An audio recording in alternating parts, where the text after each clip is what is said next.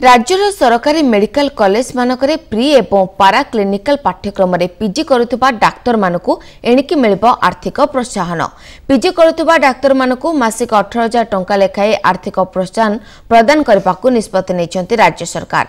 ए आर्थिक प्रोत्साहन उभय इन सर्विस और डायरेक्ट पीजी करुवा डाक्तर मानक क्षेत्र में लागू हेबो। मुख्यमंत्री का अनुमोदन क्रमे प्रथम थर लागि ए आर्थिक प्रोत्साहन व्यवस्था करा जायछि। ए आर्थिक प्रोत्साहन सहित प्री एवं पारा क्लिनिकल विषय रे पीजी करुवा पिलामानक मासिक स्टाइपेंड मध्य वृद्धि करा जायछि।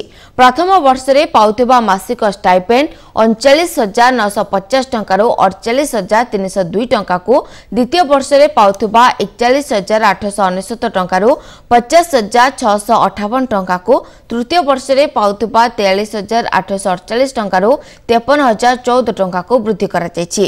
यासो सेमानकु मासिक 18,000 टंका लेखाए आर्थिक प्रोत्साहन दिया जिवो।